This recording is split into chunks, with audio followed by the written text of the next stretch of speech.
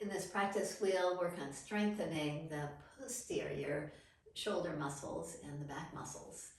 One way to do that is to incorporate certain movements in your regular practice, to incorporate arm movements, isometric actions in poses that you already are very familiar with. We'll start standing. We'll hold the poses. If you prefer a flow style, down dog, plank, chaturanga, up dog, then go ahead. You're welcome to do that. I prefer a very strengthening practice where you hold the poses a little bit longer. But if flowing through the poses works for you, please do that. We'll start seated in this pose, Virabhadrasana.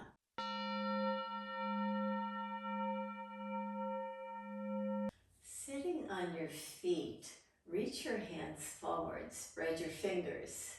Reach way forward, and you feel the shoulder blades kind of rounding on the upper back. Now pull back, but keep the arms straight. Do that several times. Reach way forward, pull back, a protraction by reaching way forward, and retraction by drawing the heads of the arm bones back as the arms stay straight. Then release your hands. Come to all fours position. In all fours position, do that same thing. Push the floor, but it's not cat-cow.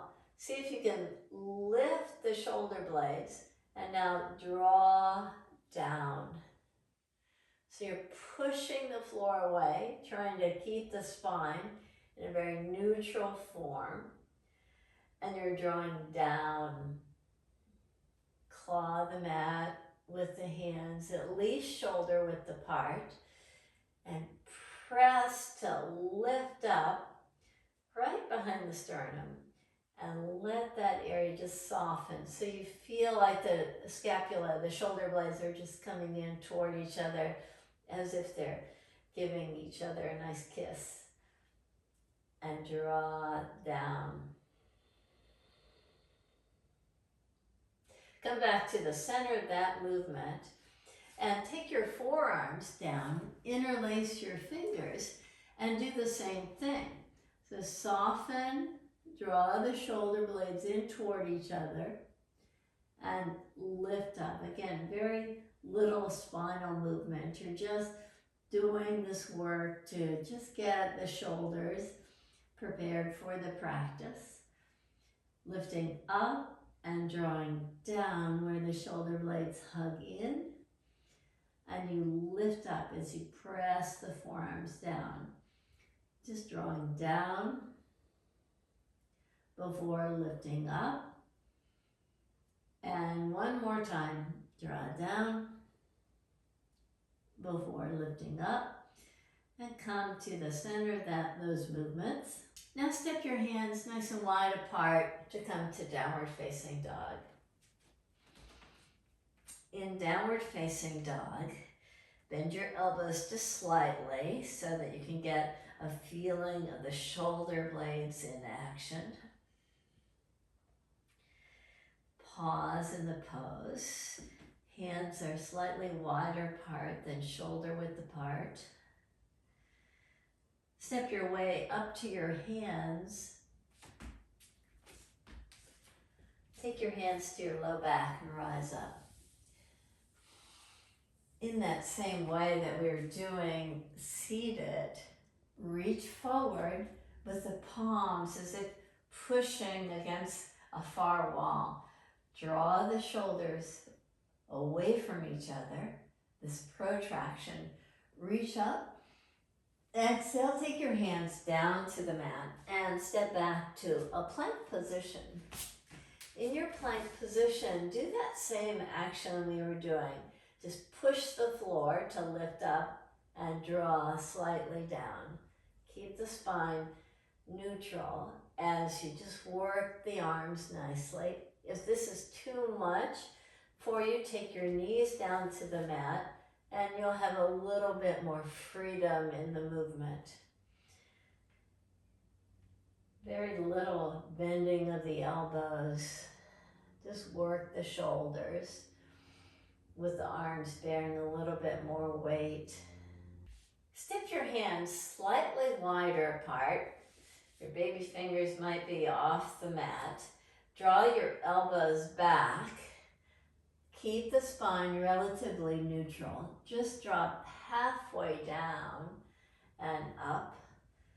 Elbows draw back.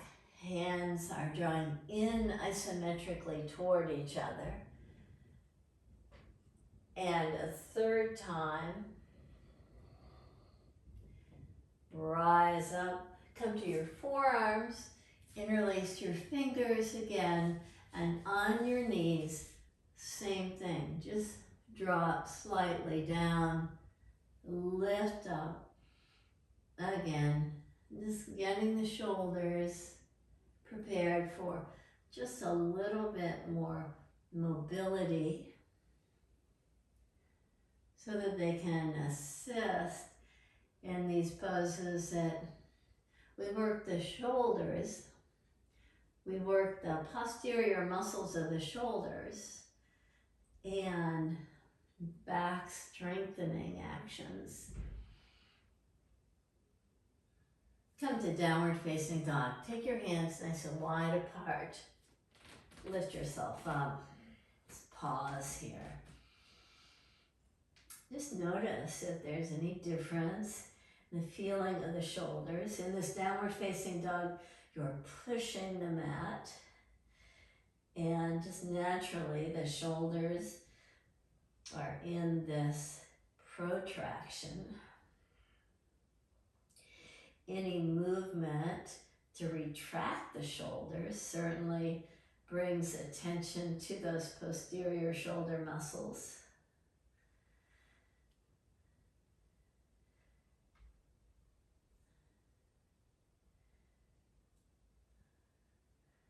Now look forward and step your right foot right between your hands. Come to a crescent lunge, so rise up. In this balanced lunge position, take your hands behind you, interlace your fingers, and pull as if you're pulling the hands apart, away from each other. In extension, you get the shoulders hugging in. You get this nice strength in the arms as you imagine this resistance, this pulling away from each other to engage the back, the posterior muscles. Release your hands down. Step back to downward facing dog. Pause there. Bring your awareness to your breath. Look forward and step your left foot forward. Balance yourself as you rise up.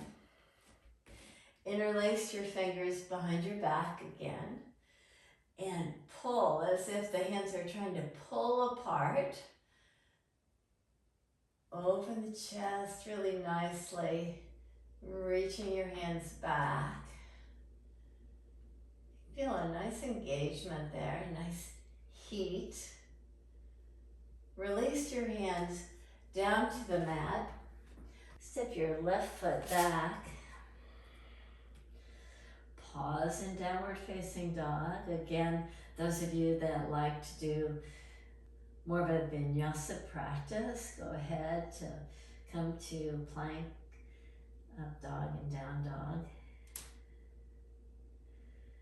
Now step your right foot forward again to come to crescent lunge. Rise up.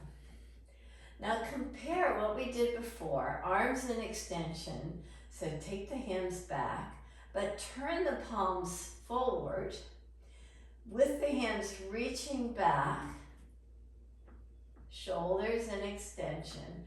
See if you can reach your hands up even more. You feel the shoulder blades hugging toward each other. Just imagine a resistance occurring so that you can Just work just more fully. And can you tell which arm might be working a little bit more than the other? Which shoulder is more engaged? Release your hands down. Step back to downward facing dog. And pause. We're doing essentially the same poses we always do, but just with a little variations in the upper body to engage, to bring awareness in the posterior shoulder muscles, to gain more back strength. Step your left foot forward. Balance yourself as you come up. Reach your hands back, palms forward. Maybe you can make your thumbs draw back a little bit more than your baby fingers as you lift your hands. Your hands are nice and wide apart. Just getting this moment here to get a little bit more engagement. Release your hands down to the mat. Step back to downward facing dog. From downward facing dog, draw to a plank or to your knees and lower yourself all the way to the mat. Once you're on the mat, reach your hands back with the palms pressing on the mat. Now lift the palms away from the mat, still facing the mat. Maybe you can lift your thumbs a little higher than your baby fingers. As you reach back, with each in-breath, can you rise up just a little bit more, reaching back further. Now make a double chin. And release your hands down. Come to downward facing dog or child's pose.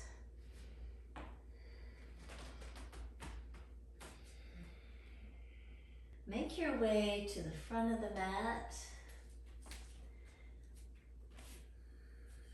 Rise up. Step your left foot back. Park your back heel, bend your front knee. Virabhadrasana number 1. In the same way that we just did, with your palms forward, reach your hands back, bow forward, keep on lifting your arms. See if you can lift off from the back foot to rise up, and can you keep on lifting your arms up as you come to Virabhadrasana number 3. Just stay nice and steady in the action. Keep on lifting the hands and come back to Vira 1. Release your hands down. Step your back foot forward. Step your right foot back. Bend your left knee, palms forward. Reach your hands back. Bow forward. Lift your back foot up as you're ready. Lift your hands up to continue this posterior shoulder muscle, this back body muscle engagement. Stay balanced before coming back to Virabhadrasana number 1.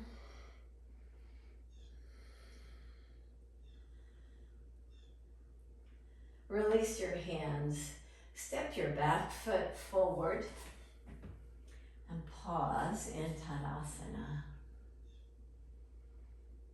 Step your left foot back. Bend your right knee with your back heel planted, the right knee bent. Interlace your fingers behind your back. Bend your elbows slightly. Bow forward toward the inner right knee. Now with the shoulders in extension, see about lifting your arms up, and it's not how far you go. On this one, we're trying to pull the hands away from each other as we draw forward and down. Keep the back leg steady. Now inhale and rise up. Stay in the same pose, but turn the palms forward. Reach them back. Give yourself lots of space between the hands. In the same way, bow forward and just notice how you can get a little bit more engagement typically as you try to lift your hands up against an imagined resistance. The fingers are spread, so the upper arms are toned. Now inhale, rise up. This is just a variation on humble warrior. Let's try that on the left side. Take your right foot back. Bend your left knee. Let's get this nice opening in the upper chest. Feel rooted. Before taking your hands in the interlaced position, with the elbows slightly bent, draw down. Once in the position, lift your interlaced fingers off the low back. Try to pull the hands away from each other. Draw a little deeper in the pose. Now come out of the pose, rise up. Keep your left knee bent. Turn your palms forward. Reach back.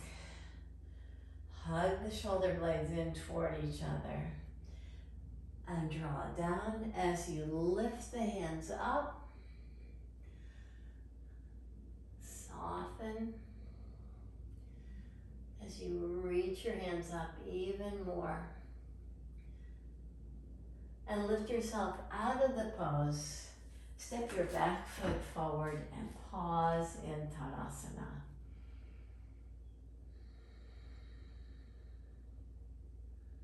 Come to a wide stance with your feet parallel.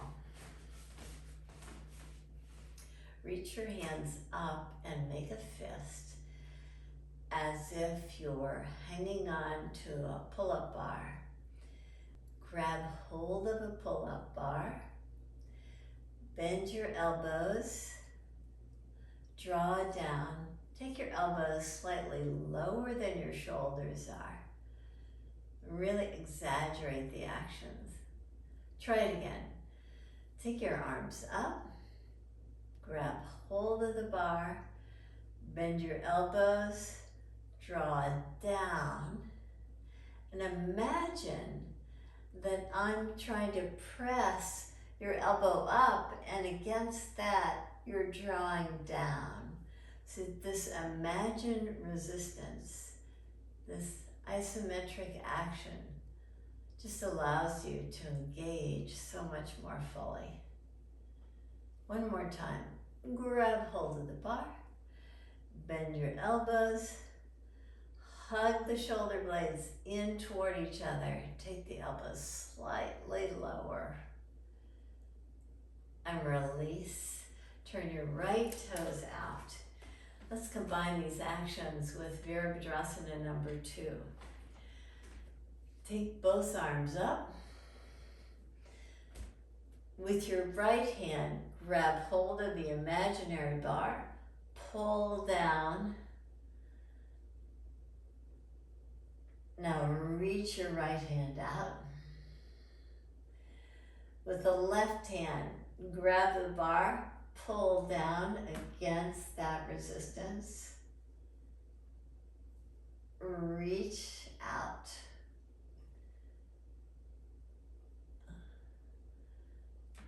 Come to the opposite side, turn your right toes in, left toes out.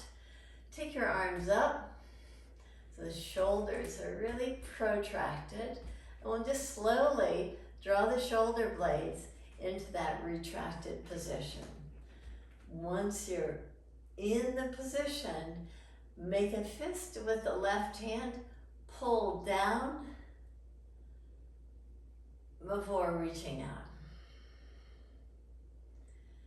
With the right hand, grab the bar, pull down,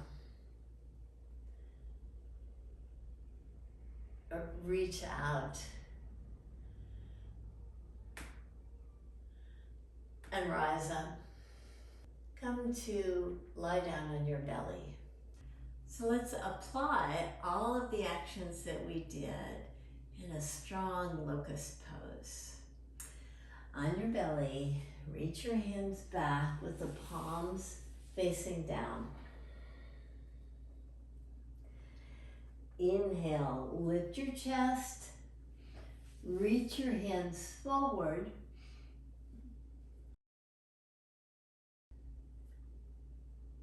Make fists, hug the elbows in for these lat pull-ups. Reach your hands out, and now reach back and release down.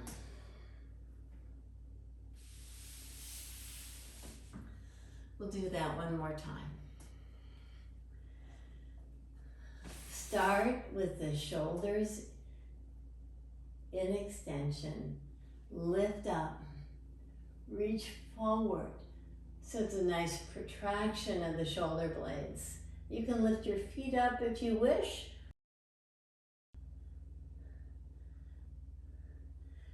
Grab hold of the imaginary bar, hug the elbows in, rise up, reach back, and release down. Now roll over, lie on your back.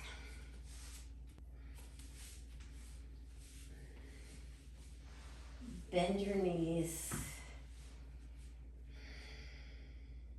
Take hold of your knees with your palms right at your kneecaps. Engage your legs by flexing your feet, nice dorsiflexion of the feet. Now reach your knees away from your heart with the palms of your hands on your kneecaps. Try to pull the knees in toward the ribs. So they're opposing actions, just so that you can create a nice alignment in the back body before releasing your legs and arms to come to Savasana.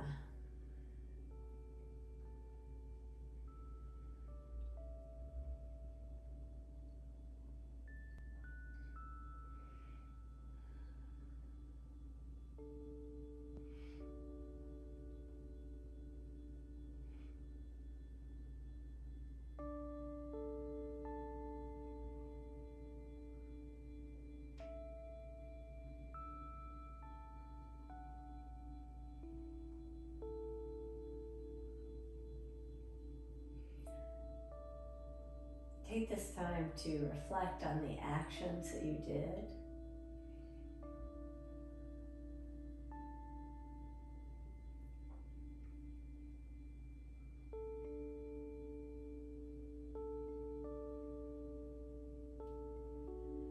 Bring your attention to your breath.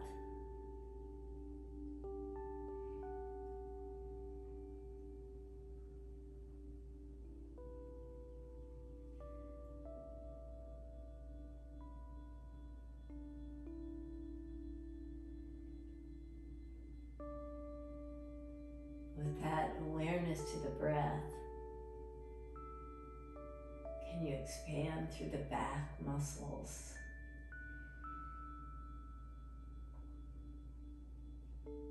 You feel your ribs widen against the mat.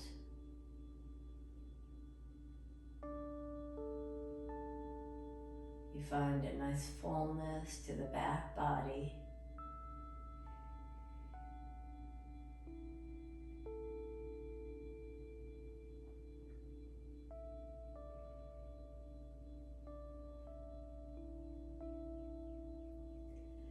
And ease to your breath.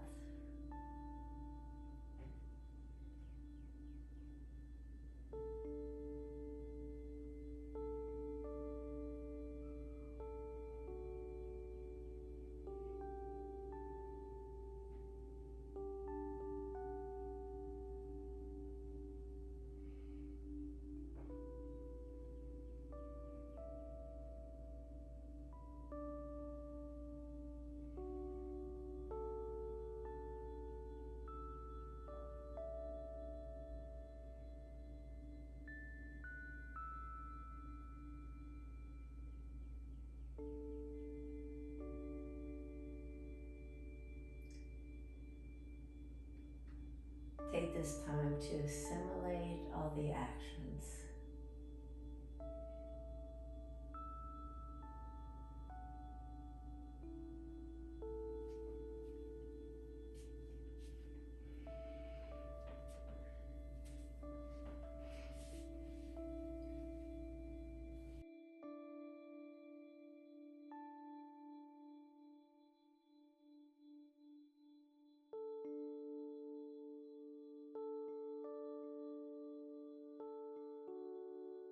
Thank you so much for joining me in this practice.